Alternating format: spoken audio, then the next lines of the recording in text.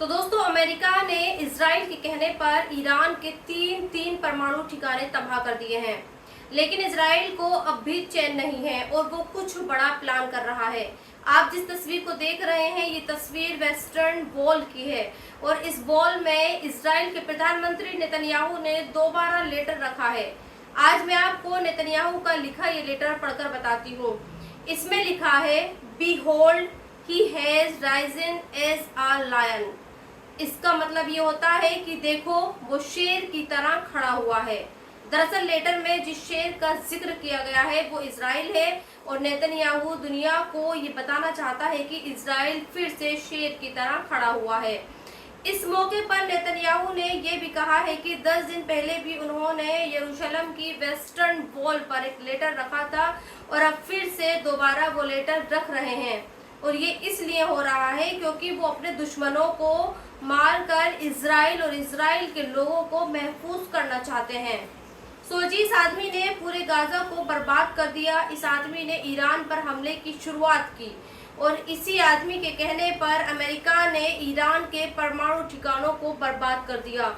और अब इतना सब कुछ होने के बाद भी ये आदमी एक नया लेटर लिखकर वेस्टर्न वॉल की दीवार में रखा कर कह रहा है और ये उम्मीद कर रहा है कि इसका खुदा, इसका भगवान इसके साथ है, फिर से कोई चमत्कार करेगा। और जानते हैं ये अपने खुदा से किस चमत्कार की बात कर रहा है? ईरान के बर्बाद होने की।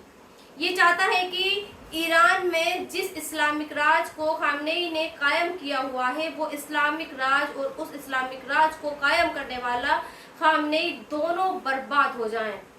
आज मैं आपको अमेरिका की नई धमकी के बारे में बताना चाहती हूँ। जैसा कि आप जानते हैं कि अमेरिका ने ईरान के परमाणु ठिकाने तबाह करने के लिए हमले किए, लेकिन अब अमेरिका ईरान के खिलाफ इससे भी बड़ी प्लानिंग कर रहा है और वो प्लानिंग ईरान में सत्ता परिवर्तन करने की है।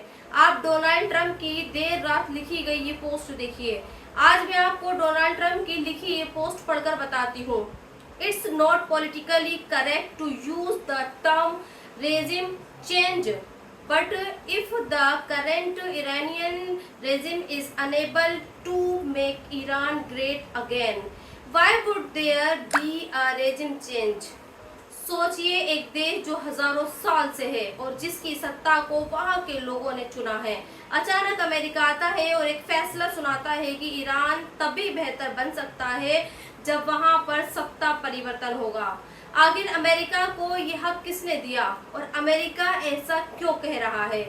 ये बहुत बड़ा सवाल है और मुझे लगता है कि आज दुनिया को ये सवाल अमेरिका से जरूर पूछना चाहिए। ये ठीक वैसे ही है जैसे आपके पड़ोसी से आपकी लड़ाई हो जाए और आप ही के मोहल्ले से दूर रहने वाला एक कोई ताकतवर और पैसे वाला शख्स आपके पास आए और ये कहे कि आपने अपने पड़ोसी के साथ झगड़ा किया है और पड़ोसी को ये शक है कि आपके पास हथियार हैं, लिहाजा या तो आप मर जाइए या फिर आप इस घर को खाली कर दीजिए। और आप जानते हैं कि अमेरिका ने इराक के साथ भी यही किया था। इराक पर पहले उसने परमाणु हथियार बनाने के इल्जाम लगाए और फिर उसके इराक के सबसे बड़े नेता सद्दाम हुसैन को गिरफ्तार किया, उसको वहीं की अदालत में फांसी दिलवाई और वहां सत्ता परिवर्तन करवा दिया। आज अमेरिका ये चाहता है कि ईरान खुद खामनेई को फांसी के तख्ते पर लटका दे और वहां पर इस्लामिक हुकूमत खत्म हो जाए। आज मैं आपको वो लड़ाकी जहाज भी दिखाना चाहती हूँ जिसने ईरान में परमाणु ठिकानों को बर्बाद किया है और ये इसलिए दिखाना चाहती हूँ क्योंकि अब ये जहाज ईरान के परमाणु ठिकानों को बर्बाद कर अपने घर लौट आया है और इसका जश्न मनाया जा रहा है। ये अमेरिका का B-2 बॉम्बर है। ये 36 घंटे पहले अमेरिका के एक शहर मिजोरी में उड़ा था और 6,823 किलोमीटर का सफर तय करके ईरान के शहर तेहरान पहुंचा और वहां पर ईरान के तीन परमाणु ठिकानों पर बम बरसाए और वापस आ गया। सोचिए, अमेरिका से उड़ा था तो इसके उड़ने की खबर हर मीडिया, हर न्यूज चैनल पर थी।